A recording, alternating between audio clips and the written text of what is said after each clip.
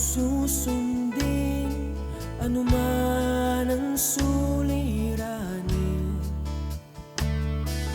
lahat ay aking kakayanin, pagkat ikaw ay kapiling.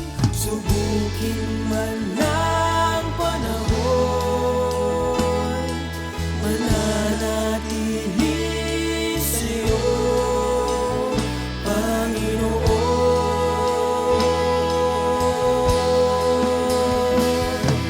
Walang alinlangang maglilingkod, walang pangambang sa'yo ay susunod. Hindi susuko at hindi ito, patuloy lamang sa iyo, Panginoon.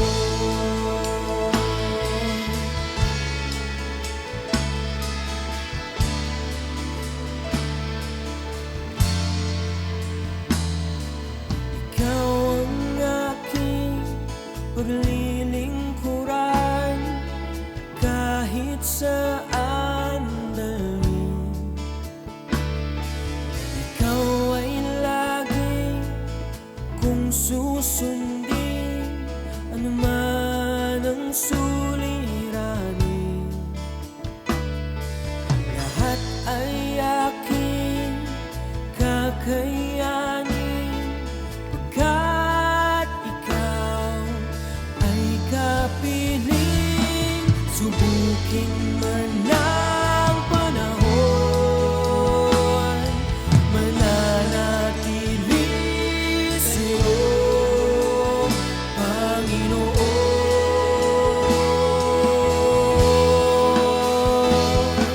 Walang alinlangang maglilingkod, walang pangambang sa'yo ay susunod, hindi susuko at Good morning po sa ating lahat.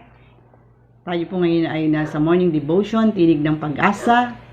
Ako nga po pala si Pastora Irene Lugmao Magluyan, na kasalukuyan nakabase sa Bunbon Church na matatagpuan sa Calapan, Oriental, Mindoro. At ngayon po umagang ito, tayo po ay magsasama-sama sa pag-aaral ng salita ng Panginoon. At ako po ay nananampalataya na may magandang gagawin ng Diyos sa araw na ito. At salamat po sa mga nakasubaybay, salamat po sa mga manonood, at patuloy na tumatangkilik ng morning devotion. Sige po, tayo po ay magsisimula sa pamamagitan ng pagbabasa ng Word of God na matatagpuan sa Romans 12 verse 1 and 2. Ito po yung ating theme for the month of February. Sabi po dito, "So then, my brothers and sisters, because of God's great mercy to us, I appeal to you, offer yourselves as a living sacrifice to God, dedicated to His service and pleasing to Him. This is the true worship that you should offer."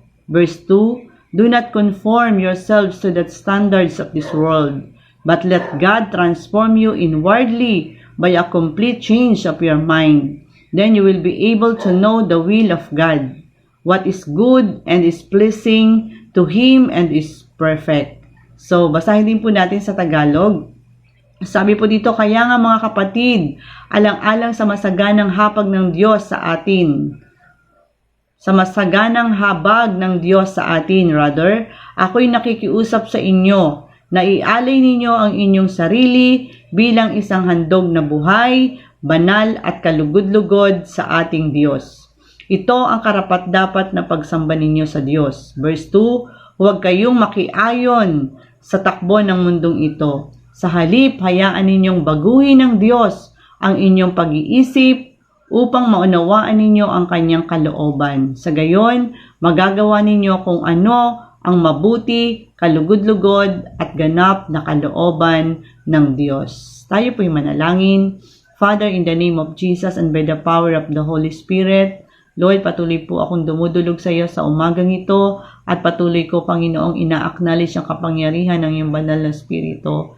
Lord, ikaw po ang maging tagapagturo namin, O God, at patuloy na Lord, hallelujah, hipuin mo Panginoon ang mga Lord, manonood na patuloy o Diyos na maramdaman nila ang presensya mo. Salamat po o God at patuloy mo akong turuan. Lord, patuloy na ikaw maging programmer Panginoon sa umagang ito. At Lord, forgive us for all our sins and shortcomings to you. Lord, hayaan mo na ikaw lamang ang patuloy na maging sentro. Lord, hallelujah, ng aming gagawin. Sapagkat Lord, walang ibang matataas kundi ang iyong pangalan ni Jesus. Marami pong salamat. To you all the glory, honor, praise, and thanksgiving in Jesus' name.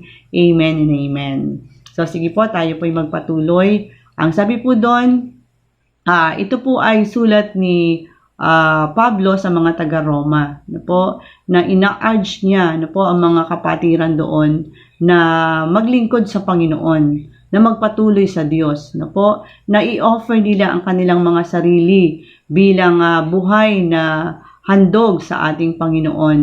Sabi nga po doon ay dedicated to His service and pleasing to Him. So andun yung kanilang dedikasyon sa paglilingkod at yung kalugod-lugod para sa Diyos. At ang sabi nga ni Pablo, ito yung tunay na pagsamba sa Panginoon, na maialay mo, maibigay mo yung iyong buhay na kalugod-lugod sa ating Diyos. At ang sabi nga niya doon, do not conform yourselves to the standards of this world. So, ibig sabihin niya po dito ay wag nang makiayon. Wag nang makiayon sa takbo ng mundong ito. Sa halip ay hayaan na baguhin ng Diyos ang mga pag-iisip nila upang maunawaan kung ano talaga ang kalooban ng Panginoon.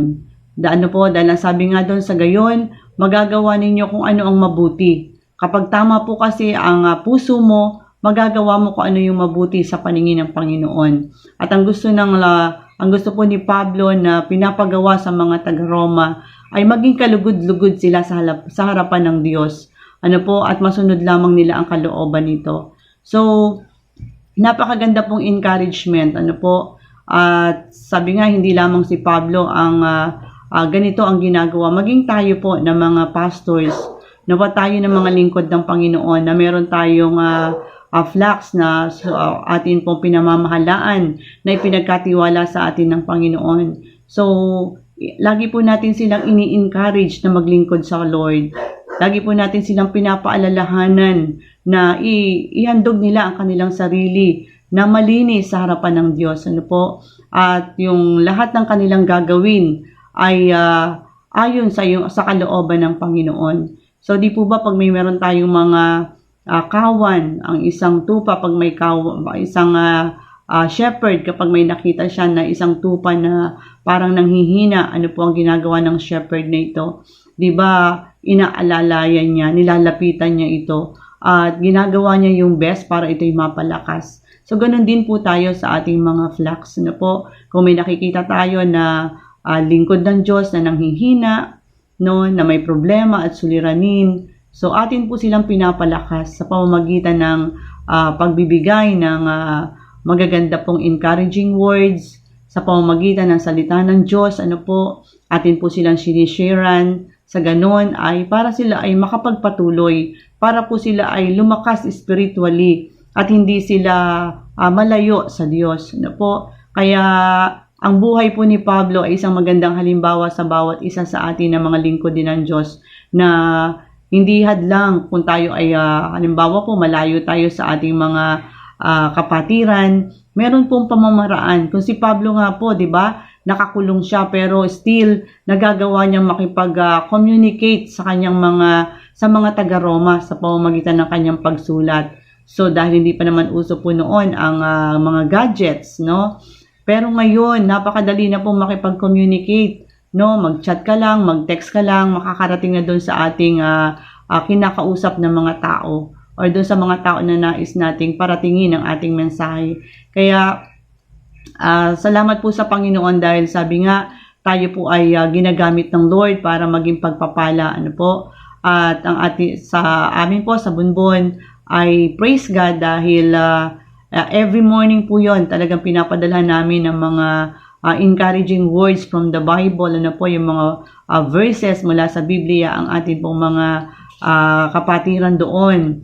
Dahil nga po may GC tayo, So, through that, naipadala yung mensahe. At alam ko na yun ay kaparaanan ng Lord para manatili silang malakas sa kanilang pananampalataya at patuloy na nai-encourage po sila na maglingkod sa Panginoon. So, sige po, sa umagang ito ay tayo po ay mag-aaral ng, sabi nga po ang title natin ay it's all about God pleasers. Ano po? God pleasers.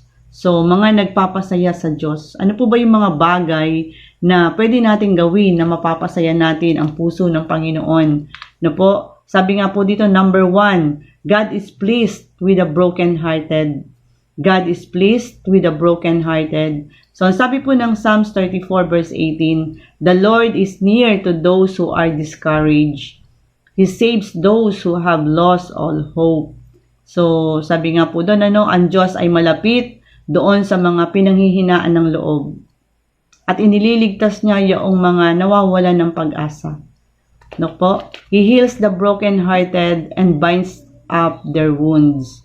So, sabi po dito, ang Diyos ay, bakit po siya malapit, doon sa mga taong broken heart, no? Doon sa mga tao na sugatan ang puso, na may mga pinagdadaanan sa buhay. Sabi po dito, the good news, yan, pakinggan po natin. No matter the source of your heartbreak, God can repair your wounds. Ano po? Sabi doon, kahit ano pa man ang pinanggagalingan o pinagmumulan ng iyong sugatang puso na yan, kaya po yang i-repair ng Lord. No? Kaya po yang ayusin ng Panginoon. Dahil sabi nga po doon, peace I live with you, my peace I give you, I do not give it to you as the world gives. Sabi po ng John 14 verse 27. So yung kapayapaan na nagmumula sa Panginoon, yun po yung ibinibigay niya sa atin. Kaya naman po tayo ay nagkakaroon ng peace of mind dahil yun ay mula sa Panginoon. Ano po, kahit sabi nga, may pinagdadaanan ka man sa buhay, pero once na ikaw ay tumawag sa Diyos, once na ikaw ay nanalangin sa Kanya, nagiging payapa tayo. Andun yung kapayapaan na hindi natin masukat, malirip. Yun yung peace of mind na galing sa Panginoon. Kaya masarap po na tayo pong ay nakakilala sa Diyos na kahit na yung nangyayari sa ating kapaligiran, hindi po ganun tayo kaapektado. Bakit? Kasi meron tayong Diyos na pinagkakatiwalaan. Alam natin kung sino yung Diyos na ating malalapitan sa mga panahon na tayo ay nalulungkot, tayo ay nabibigatan sa ating mga pasanin. Andyan ang Lord para po tayo ay hawakan sa ating mga kamay, para po tayo iangat, para tayo ay i-comfort sa mga bagay-bagay na yon. So sabi po ng number 2, God is pleased with those who delight in Him. God is pleased with those who delight in Him. So ang Diyos po ay nalulugod, no? Doon sa mga taong ang kasiyahan ay nasa Panginoon. No, yung kagalakan nila ay nasa Diyos. Yung kapag nagawa nila ang kalooban ng Panginoon ay andun na tuwang-tuwa sila. No po? Sabi nga ng Psalms 37 verse 4, Psalms 37 verse 4 says, do not do what the Lord wants and He will give your heart's desire. So sa iba pong translation, ang sabi doon, delight yourself unto the Lord and He will give you the desires of your heart. Sa Diyos mo hanapin ang kaligayahan at ang iyong pangarap ay iyong makakamtan. Amen? Alam niyo po na sabi nga doon, kapag ikaw ay naglilingkod sa Panginoon, ibang kagalakan, ibang kasiyahan ang iyong mararamdaman. No? Kumpara doon sa mamasyal ka sa mall. Di po ba pag uwi mo parang pagod na pagod ka, patang-pataka, pati bulsa mo butas pa. Pero kapag ikaw ay pumunta sa gawain ng Lord, no po, pagdating mo parang iba yung kagalakan na nararamdaman mo, no? Para bang walang kapaguran. At totoo nga po yung sinasabi sa Nehemiah 8 verse 10 na the joy of the Lord is our strength. No po? Yung kagalakan na mula sa Panginoon, yun yung ating nagiging kalakasan. Kaya masarap po na gawin ang kalooban ng Lord. Mas masarap na pumunta ka sa gawain ng Lord kaysa doon sa mga bagay na makasanlibutan. No? Kasi andun, si Lord talaga yung nagbibigay ng tunay na kapayapaan. Sa Lord natin makikita yung tunay na kagalakan, no? Na nagpipil sa ating mga puso. Sabi nga po doon, happy ka kapag ikaw ay naglilingkod sa Panginoon. At yun po ay totoo, no? At alam ko po na mag-a-agree din yung iba na talagang nararanasan ito. Sabi nga po doon sa number 3, God is pleased with those who follow His rules. God is pleased with those who follow His rules. So, ang Diyos po ay natutuwa, po, siya po ay nalulugod doon sa mga tao na sumusunod sa kanyang mga tuntunin. Po, sa kanyang mga pinapagawa. Sabi nga po doon, love for God is best demonstrated through obedience. Po, yung pagmamahal po natin sa Diyos, yun po yung best na atin pwedeng ipakita na ito ay isang paraan ng pagsunod sa Kanya. At ang sabi po doon, when you obey God, you are showing that you really love Him. Po, kapag atin pong sinunod ang Diyos, ito ay ipinapakita natin yung talagang tunay na pagmamahal natin sa Panginoon. Po, na kahit napagod ka na, minsan, pero pag may tawag sa iyo, kapag may kapatiran na kailangan ipanalangin dahil meron siyang nararamdaman, so hindi ka pwedeng nag-no, no? Kasi yun ay isang paraan ng ating paglilingkod sa Panginoon para andun yung kagalakan, magalak ang Diyos o matuwa siya sa atin.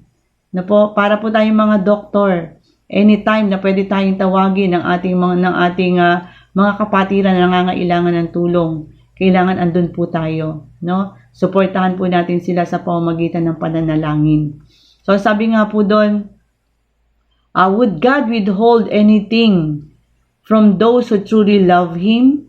Po? Sabi nga po doon, yun po daw pong mga bagay-bagay na para doon sa mga nagmamahal sa Panginoon ay pipigilan ba yun ng Diyos na hindi ibigay sa atin?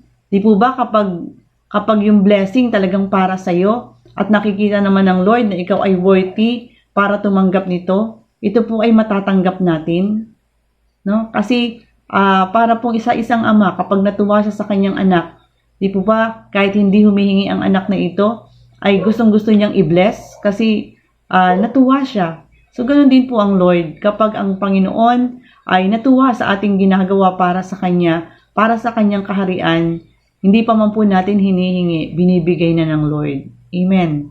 So, sabi nga po doon, sa Proverbs 22 verse 4, obey the Lord, be humble, and He will give you riches, honor, and long life. Kapag po tayo ay sumunod sa Diyos, at andun lagi yung ating pusong nagpapakumbaba sa Kanyang harapan, ang pangako po ng Panginoon, bibigyan niya tayo ng kasaganaan, karangalan, at mahabang buhay. So, ito pong tatlong ito na promise ni Lord, di po ba, ito naman talaga ang kailangan ng tao sa ngayon? Na po yung kasaganaan, nagpipray po tayo, na pagpalain ang ating buong pamilya para maging pagpapala tayo sa maraming tao. Na po yung karangalan, pansinin po natin, tayong mga tapat na naglilingkod sa Panginoon, di po ba ang ating mga anak, no, ay nagkakaroon ng karangalan?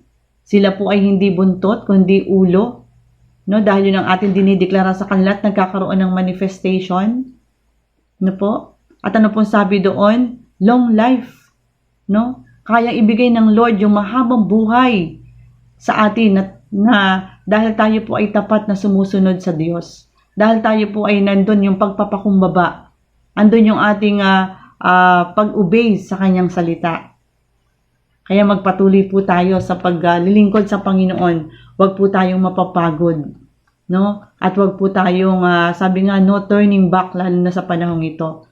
Dahil ito na po ang panahon na, sabi nga, malapit nang dumating ang Diyos at kailangan na po nating ibigay yung ating the best, no? Kung nung year 2021, naging paisi-isi pa po tayo, andun nakakapag-relax pa tayo, pero ngayon pong year 2022, no po, para magkaroon po ng katuparan, no, yung atin pong team for the whole year 2022, yun pong move towards expansion.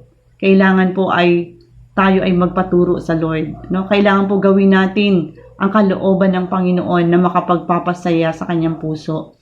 So sabi po ng Romans 13 verse 1 to 2, Romans 13 verse 1 to 2 says, "Obey the government, for God is the one who has put it there." Ang sabi po doon, ang bawat tao'y dapat pasakop sa mga pinuno ng pamahalaan, sapagkat walang pamahalaang hindi mula sa Diyos, at ang Diyos ang nagtatag ng mga pamahalaang umiiral. So, yun po palang dito sa ating gobyerno, yan pala ay ang Lord talaga ang nagtalaga sa kanila. Ang Lord ang pumili sa kanila. Sa mga bawat ahensya ng government, lalo na sa ating presidente ng Pilipinas, pinili po sila ng Panginoon. At ang sabi nga doon ay kailangan andun yung ating respeto rin sa kanila.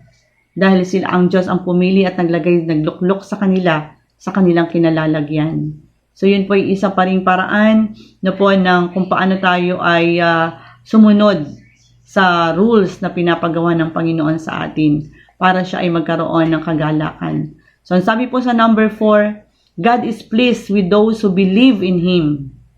Ang Diyos po ay natutuwa or ang Diyos po ay nalulugod doon sa mga tao na naniniwala sa Kanya. Doon sa mga tao na hindi nag-aalinlangan sa Kanya. Sabi nga po ng Hebrews 11 verse 6, reminds you that without faith, it is impossible to please God. Ito po ay nire-remind sa atin na sabi doon, imposible. Imposible na mapaluguran mo ang Diyos kung wala ka namang pananampalataya sa Kanya. Sabi po doon, if you are after the smile of God, make sure that you really have faith in Him. Kung gusto mo daw pong mapangiti ang Diyos, kung gusto mong makita na natutuwa ang Diyos sa atin, kailangan daw po ay meron tayong faith.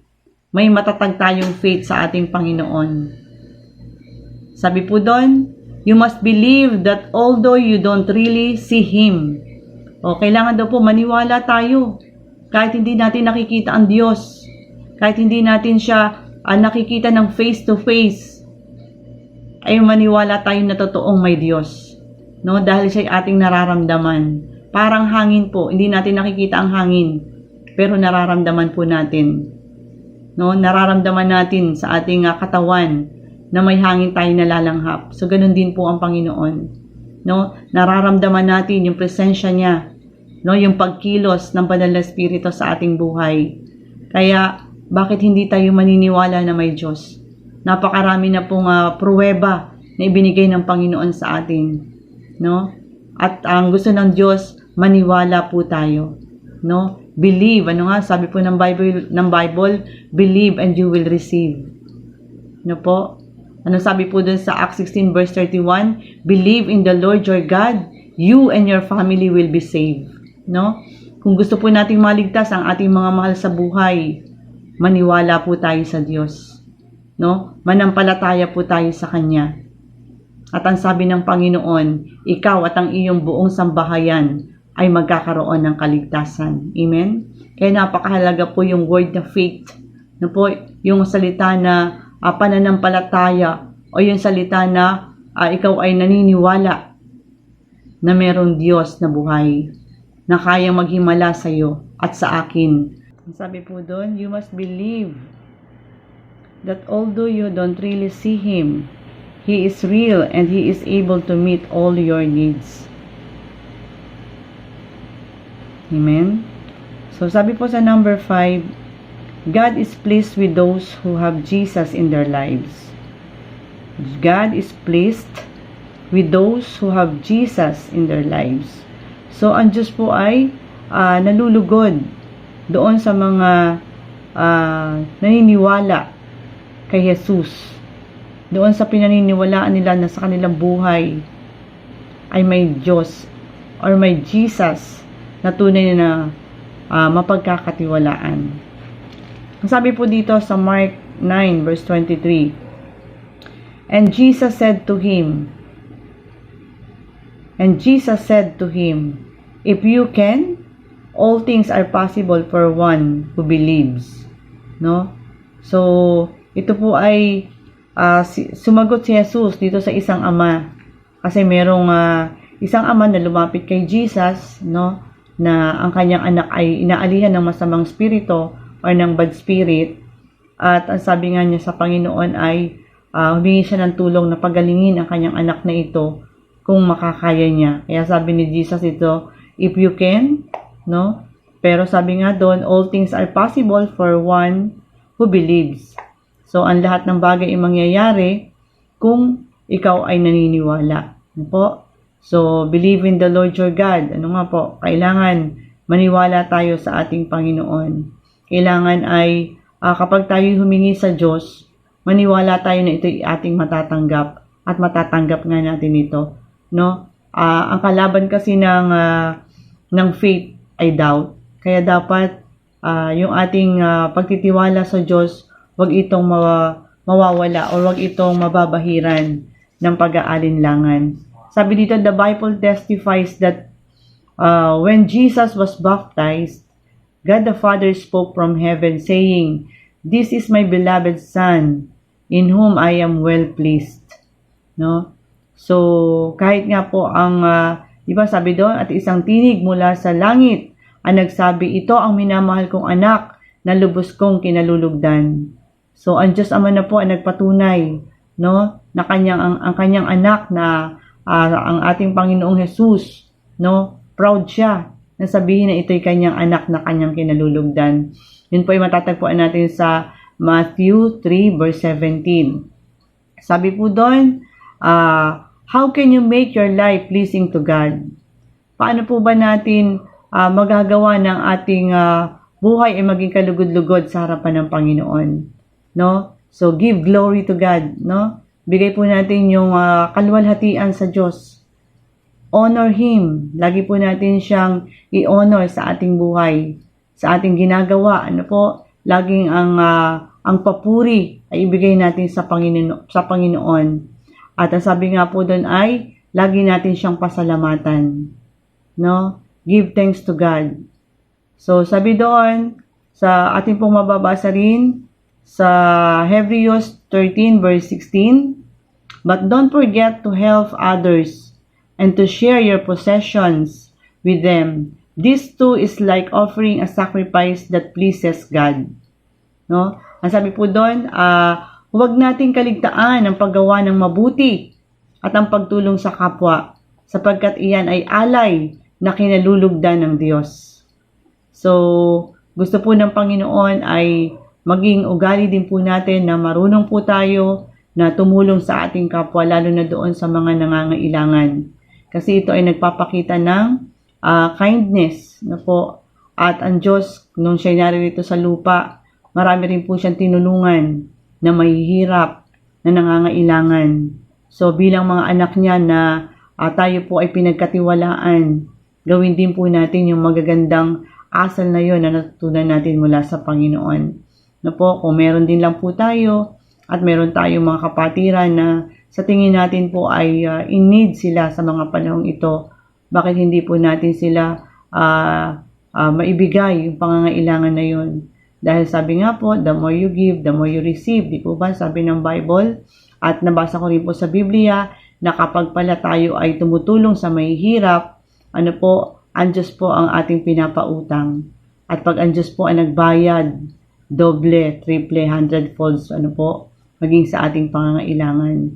So, ayun, nakakatuwa po dahil patuloy po tayong tinuturuan ng Diyos, no? At alam ko po na ang bawat isa ay meron po tayong nakuha sa ating mga pinag-aralan sa umagang ito. At bago po ako magtapos, nais ko po na ipanalangin ang bawat isa sa inyo. At alam ko po na there is power in prayer. At lagi po natin tatandaan na with God, all things are possible. Ano po? Sa Diyos po, lahat ng bagay ay posible. Minsan sa tao, imposible. Pero sa Diyos po, walang imposible. Lalo na po kung tayo ay may matapananampalataya para sa Kanya. Sige po, tayo po ay yumuko sa oras nito at tayo po ay dadako sa pangwakas na panalangin. Yes, Lord. Hallelujah. Panginoon, salamat sa iyong mga salita na aming napag-aralan sa umagang ito. Hayaan mo, Lord, na ito po ay lagay mo sa aming mga puso, O God, at huwag po itong manakaw ng kaaway. Lord, pinasiselyuhan ko ito ng iyong kapangyarihan at hayaan mo, Lord, na patuloy na lagi po namin pagbulay-bulayan, O God, kung ano yung mga bagay na magaganda at patuloy na ginagawa mo sa aming buhay. Lord, salamat, turuan mo pa kami, Lord, sa taong ito na maging tapat sa iyo, na laging sundin ang kalooban mo, na mabuhay kami, Panginoon, ng holy and acceptable sa iyong harapan. May offer namin lagi ang aming sarili, Lord, bilang handog na buhay, O God, kalugod-lugod, Panginoon, kapuri-puri sa iyo, O God. Lord, salamat, wala po kami, Panginoon, magagawa kung hindi mo kami sasamahan. Kaya, Ama, Lord, sa aking po mga kapatid na nanunood sa oras na ito, Lord, sila man po ay nandito sa Pilipinas, O God. Lord, sila man po ay nasa ibang bansa, O God. Lord, I declare in the name of Jesus, Lord, hallelujah, kasaganaan, katagumpayan, promotion, O God, sa kanilang mga trabaho. Lord, kagalingan sa kanilang mga sakit karamdaman in Jesus' name, at patuloy, Lord, na maranasan nila, O God, ang paghipo ng iyong banal na Espiritu. Marami pong salamat. Use them, O God. Hallelujah, sa iyong vineyards. At patuloy, Lord, na dinideklara ko, O God, na sila'y maglilingkod sa iyo. Gagamitin mo sila mightily, boldly, anointedly, O God, sa taong ito. Lord, promotion, O God, ang mararanasan nila, Panginoon. Lalo na po yung mga nagsisipag trabaho. At Lord, yung mga nangangailangan, O God, ng trabaho, Panginoon, na hinihiling nila sa taong ito. Lord, hallelujah, ipagkaloob mo po ito sa pangalan ni Jesus. Sa pangalan ni Jesus. At Lord, marami pong salamat dahil sa iyo lagi kami nagtitiwala. At alam po namin, Panginoon, na walang imposible at mahirap para sa iyo, God. Lord, salamat sa iyo po pa ang papuri, sa iyo po ang pasasalamat sa umagang ito. Tanggapin mo, Panginoon, sa pangalan ni Jesus. Amen and amen. So, magandang umaga po muli sa ating lahat. At patuloy po na inaanyayahan namin kayong patuloy na sumubaybay po sa ating live streaming. So, sa darating pong Lunes, meron po ulit tayong live streaming na mapapanood at ito po ay ating tangkilikin dahil ito po ay ginagawa, ito po ay ang ating pong bishop ang nag-initiate nito upang patuloy na makapakinig po tayo ng buhay at banal na salita ng Panginoon. Kahit saan po tayo dako naroroon, hindi po hadlang ang distance para po hindi natin mapakinggan ang salita ng Diyos. So muli, maganda pong umaga at pagpalain po kayo ng Panginoon at mag-ingat po tayo lagi. God bless us all. We love you. Walang pangambang sa'yo ay susunod. Hindi susuko at hindi ko patuloy lamang sa iyo. Walang alinlangang maglilingkod. Walang pangambang sa'yo ay susunod. Hindi susuko at hindi